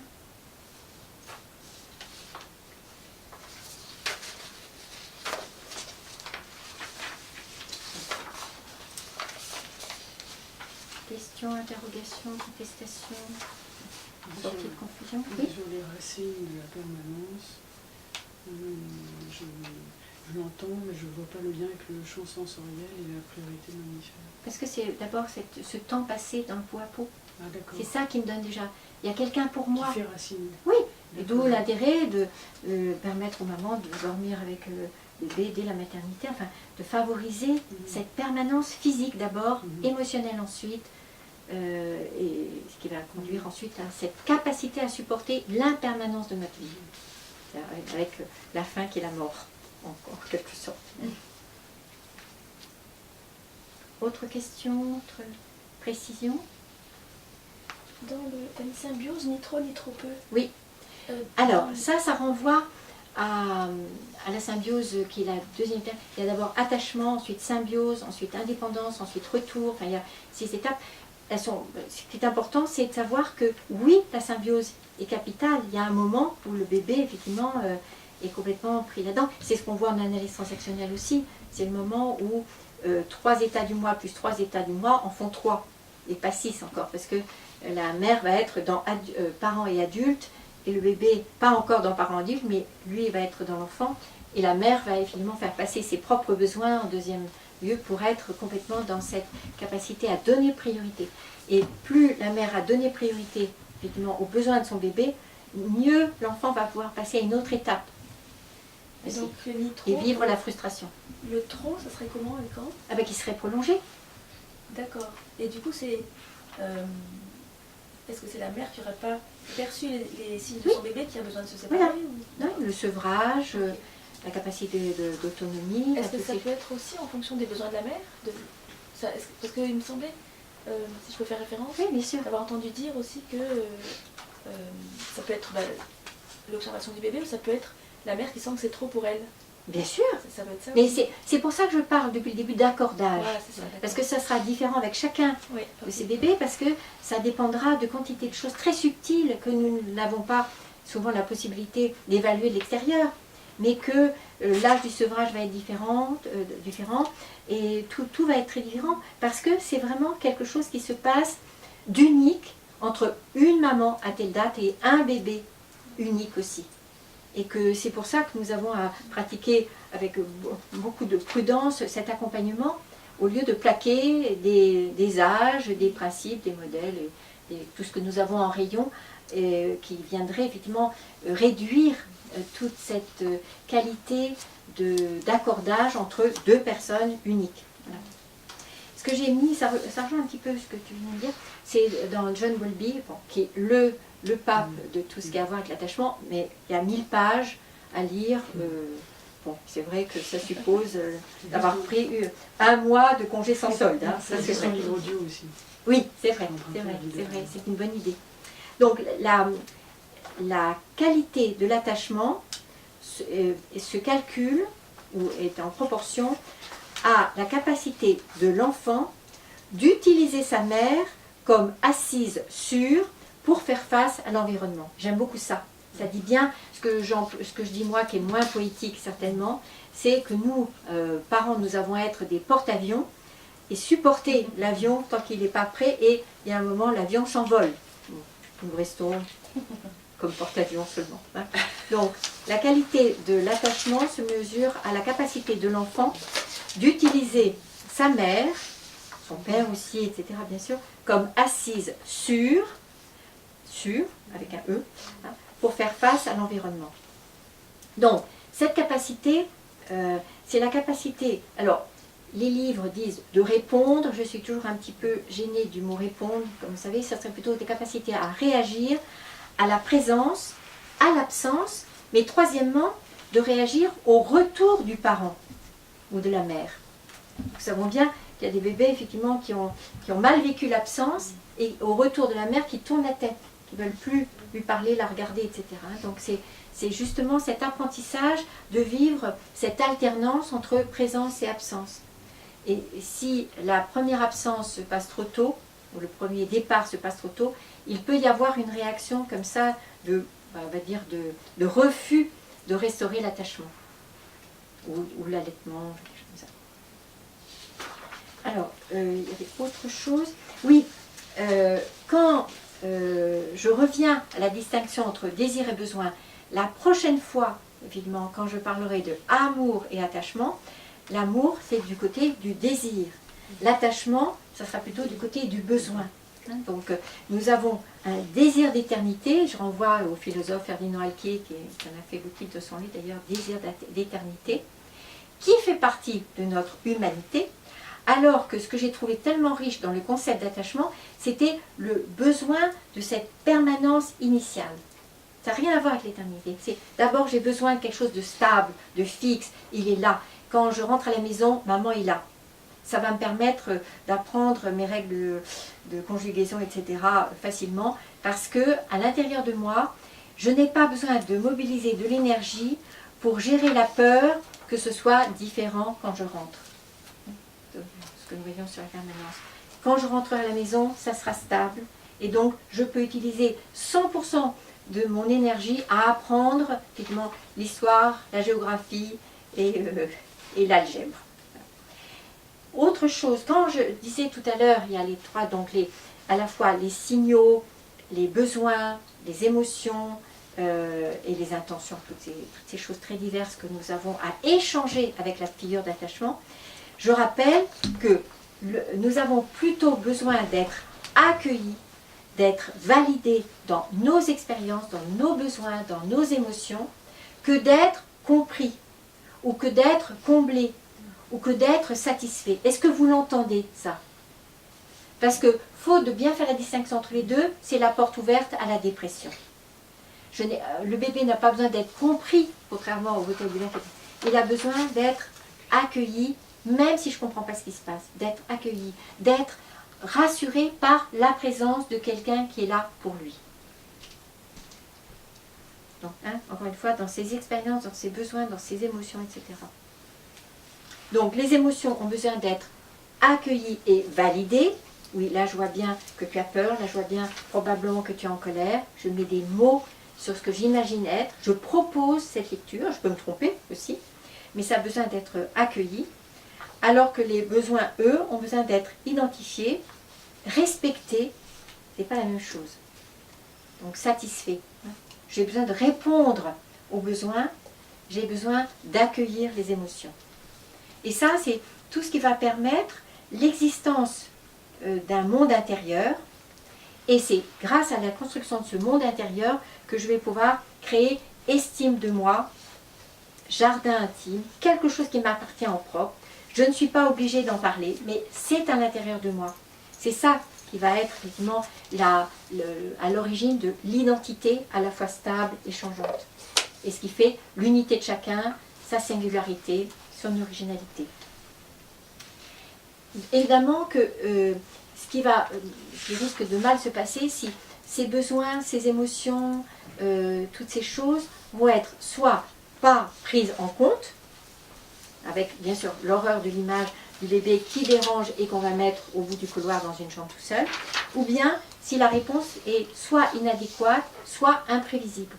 C'est pour ça que j'insiste toujours sur la construction plus difficile de ces bébés ou de ces enfants qui sont dans un milieu instable, soit pour des raisons de dysfonctionnement, soit des raisons de dépendance, soit des raisons d'alcool, soit des raisons de maladie mentale par exemple. Ça, il n'y a rien de pire. Mieux vaut être dans la sécurité d'un parent sévère et exigeant que dans l'insécurité d'un parent qui change de lundi à mardi, à mercredi, à jeudi. Et tout à coup, je mobilise toute mon énergie à deviner, à parer, à m'adapter à quelque chose effectivement qui est le contraire de la permanence. Donc, je redis bien aussi, au cas où je l'ai, que le parent a développé une compétence double, d'une part, d'organiser les relations, comme je viens de dire, de façon prévisible et adéquate, d'organiser tout ce système donc, de communication, de liens, de relations privilégiées, spontanées ou apprises.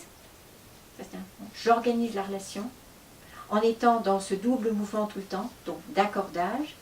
Et ensuite, je l'ai redit, mais je vais le redire encore une fois, de proposer des modèles de comment on fait pour être humain parmi les humains.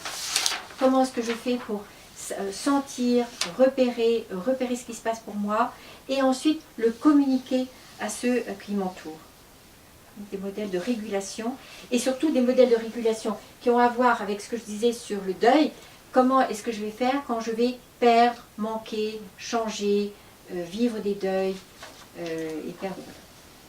Tout ça dans l'application.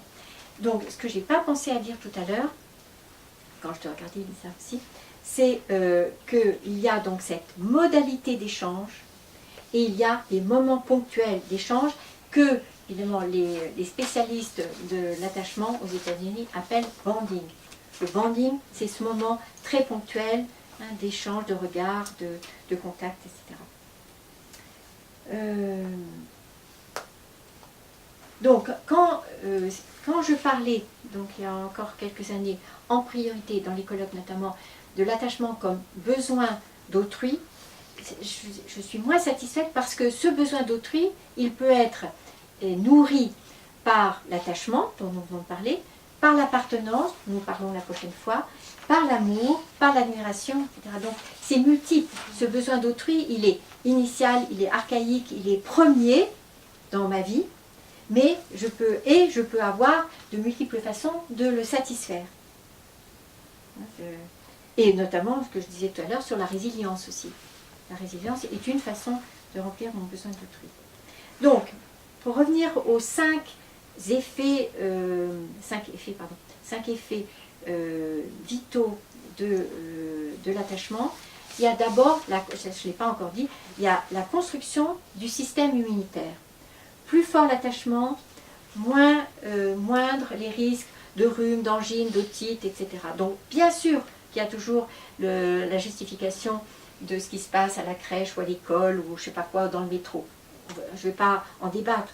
Mais il est certain que la meilleure garantie pour le bébé de garder son système immunitaire, c'est cette qualité d'attachement. C'est de passer, évidemment, toute la nuit peau à peau contre sa mère. Évidemment, c'est ça qui va lui permettre le matin d'être à nouveau à 37 degrés et d'être capable, effectivement, de repartir à la conquête du monde. C'est cet attachement qui est la meilleure garantie du système immunitaire. Ensuite, j'ai bien sûr parlé de la permanence et quelque chose dont j'ai moins parlé, donc il y avait immunité, permanence, confiance, créativité et l'autre mot qui nous renvoie effectivement à une démarche dont on parlera la prochaine fois, qui est le sens le sens que je peux donner à ce que je vis, la légende que je peux donner à tout ce qui m'arrive.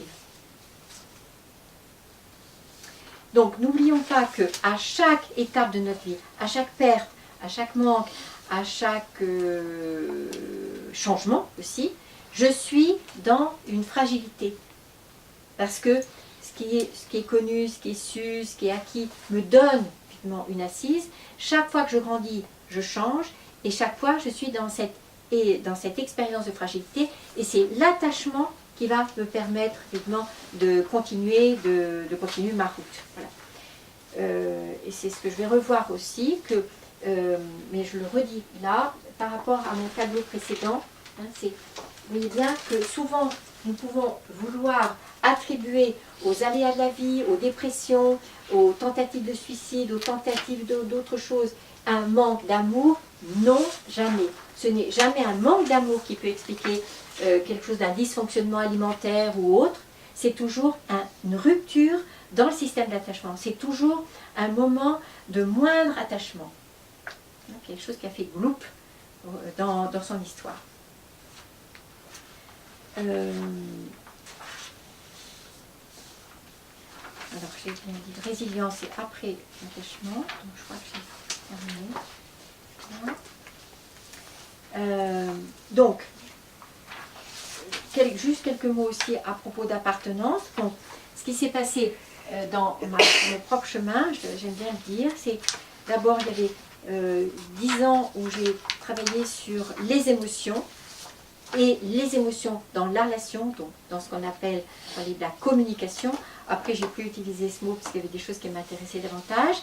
Et puis, j'en ai vu la limite. Et à ce moment-là, j'ai découvert ce concept d'attachement. Et après, donc l'attachement, c'était quelque chose de cette construction initiale. Mais il manquait quelque chose qui avait à voir avec la socialisation.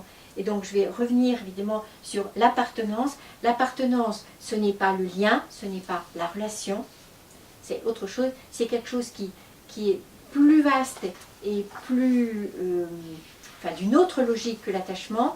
Il y a une logique de l'appartenance, et je reviendrai, avec les 3 bases dont parle très bien Robert Newburger, à la fois le mythe fondateur, les rituels qui sont placés, et ensuite les normes sociales qui permettent d'appartenir. Mais donc, plus nombreuses sont mes appartenances, plus riche mon identité, plus solide mon intégrité et plus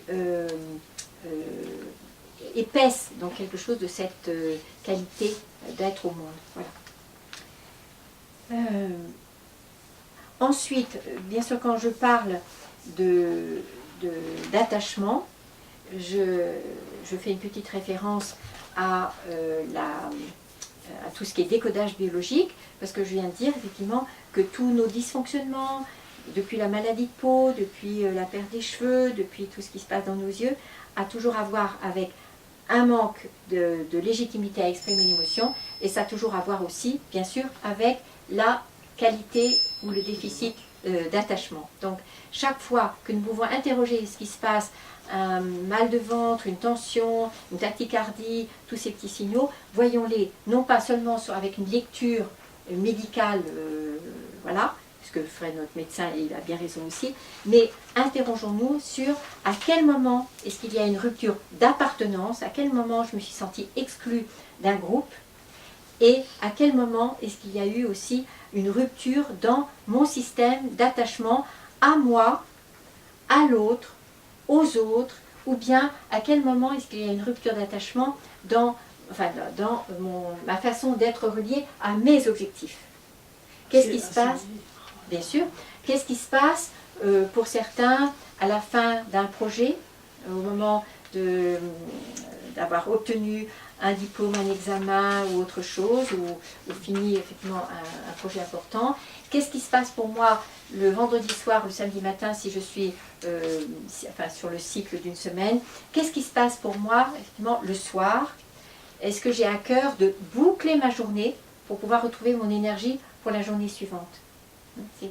Je peux être handicapée dans l'énergie du mardi matin parce qu'il y a quelque chose que je n'ai pas traité pour le lundi soir. Ce qu'on appelait autrefois finalement l'examen de conscience et tout ça, c'est comment est-ce que j'ai bouclé ma journée. Donc il y a bien toujours ce cycle, hein. Je boucle, hein, comme j'ai mis là, bien sûr là c'était de façon plus majeure, mais est-ce que je me sépare de mon lundi pour être disponible pour l'attachement au mardi, etc. Est-ce que au mois de juillet, est-ce que je boucle mon année 2018 pour récupérer une faculté d'être attaché dans le projet suivant et pour l'année 2019, etc., etc.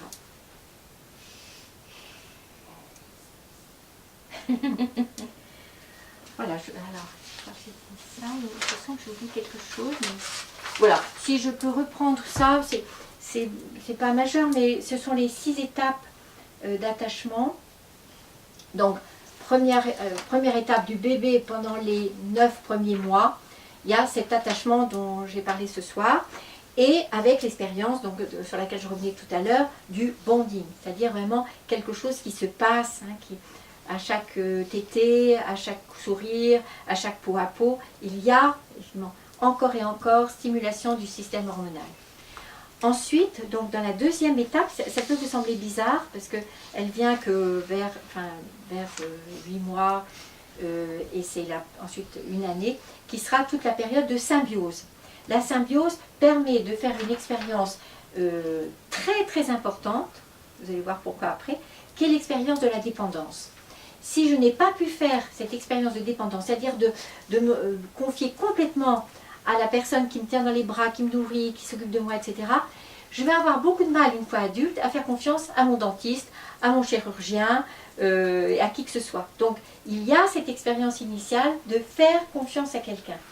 Qu'est-ce qui se passe pour vous quand vous êtes chez votre dentiste? Est-ce que vous avez besoin de prendre du Valium en forte dose, ou est-ce que vous vous sentez capable de régresser à cette période où il y a quelqu'un qui sait, je ferme les yeux et je lui fais confiance?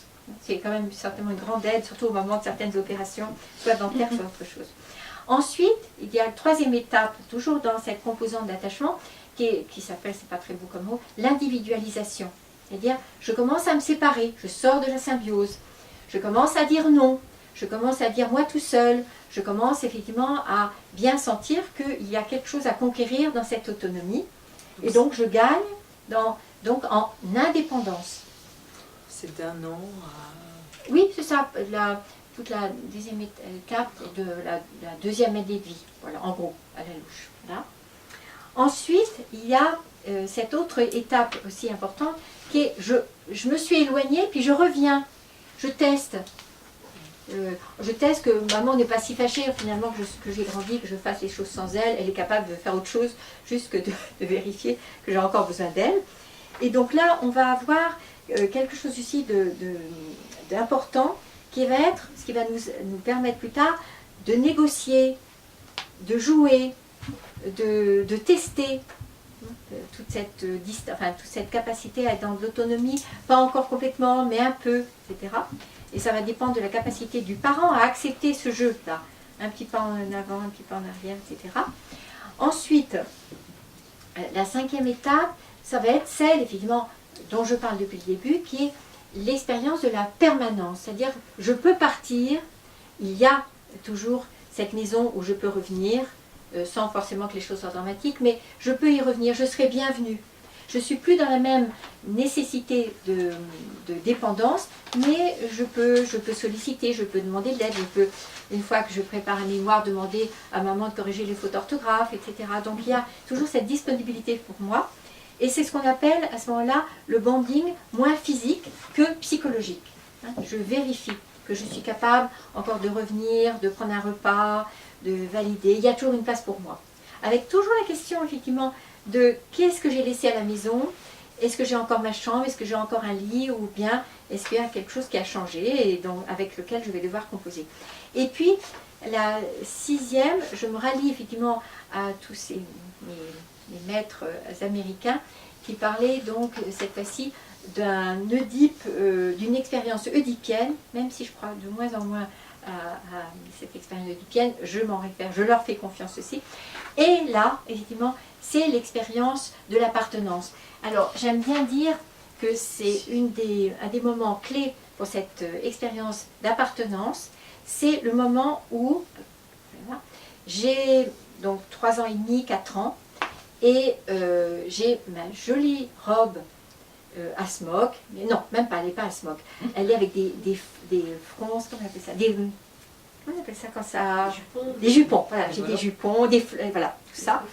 Et je viens près de papa, et je lui montre comme je suis belle, et je tourne, et je fais voler donc, ma jolie robe. Et là, c'est vraiment quelque chose qui engage toute ma vie amoureuse ensuite. Parce que papa va dire, mais tu es la plus belle, vraiment, comme j'aime te voir danser. Et qu'est-ce que je vais observer à ce moment-là? Quelle tête fait maman? Soit elle va trouver quand même que j'exagère un peu, elle va dire, écoute, tiens-toi bien quand même. Et à ce moment-là, je la vois comme une rivale. C'est peut-être parce qu'elle m'a vue aussi comme une rivale, aux yeux de papa. Soit je la vois se réjouir, applaudir, me dire, mais vraiment, tu as bien la chance de voir un papa comme ça qui t'admire autant. Et elle va applaudir en même temps. Et je vais sentir que ce n'est pas une rivale, que je vais pouvoir effectivement partir à la conquête des autres dans quelque chose qui a à voir avec la séduction. Voilà, donc soit la séduction est autorisée, soit la séduction est interdite. Et tout ça, ça engage toute la suite de ma vie amoureuse. Sexuelle sans doute, érotique probablement, voilà. Et donc cette 6e étape, elle dit bien aussi qu'il y a quelque chose qui s'introduit, c'est le 3e. Quel est le regard du 3e dans cette conquête donc, de ma puissance de séduction? Voilà, je crois que j'ai terminé toutes les petites notes. Oui, si, je peux dire aussi, par rapport à cette permanence, mais aussi par rapport à cette sécurité, oui, la valeur de nos amis d'enfance, des amis que nous avons eus dès le jardin d'enfants, dès l'école, ou les voisins, tous ces amis qui sont là, inconditionnels, à la vie, à la mort. Eh bien, voyons bien que même si nous les voyons rarement, ils existent comme des sources permanentes de sécurité intérieure. Et que ça donne aussi à réfléchir à tout ce qui a pu se passer pour certains enfants qui ont dû suivre des parents qui déménageaient tous les 2 ans pour des raisons de mutation, etc. Et qui ont eu plus de mal, effectivement, à entretenir ces relations là, dans le même établissement scolaire, dans le même quartier. Alors il y a aussi plein d'avantages sans doute à avoir appris à se déraciner, à créer d'autres amis, d'autres écoles, enfin de se faire une place dans d'autres écoles. Mais là, vraiment je reviens à toutes ces personnes que nous savons exister pour un siècle d'une façon inconditionnelle. Ce sont des personnes qui sont là pour moi. Et puis, je boucle aussi avec ce que j'ai voulu donner comme 6e langage de l'amour. L'amour, c'est pour la prochaine fois. C'est le rire. Le rire, évidemment, est une façon d'échanger l'amour, mais c'est surtout une façon de faire circuler l'attachement. Il y a quelque chose de magique dans le fait de rire ensemble, de prendre l'enfant ensemble. Eh bien, voyez bien combien ça illustre aussi combien l'énergie circule immédiatement lorsque nous rions ensemble. C'est un moment de connivence. Voilà. Je vous remercie de votre attention. Et avant de nous séparer, je vais demander, selon les rituels, à chacun de dire un mot qu'il a entendu autrement. Sachez que vous l'avez échappé belle, parce que sinon je peux parler toute la nuit de l'attachement. Moi je veux bien. Quelles sont les racines, Aliette, des personnes qui sont dans beaucoup de séduction? Parce que tu parlais de la séduction. Non, mais je peux être dans une séduction pour éviter un manque. Pour éviter la relation. La séduction qui peut être une forme de manipulation. Là, je parlais de la séduction au sens de la puissance. Je peux plaire, je peux voir dans les yeux de l'autre que je lui ai plu. Alors que bien sûr, nous reparlerons de la séduction quand on parlerons de la manipulation. C'est obtenir sans avoir demandé, c'est prendre sans remercier, c'est refuser sans le dire, enfin, toutes ces autres formes de relations qui n'ont rien à voir avec la séduction que je célèbre là grâce à la 6e étape d'attachement.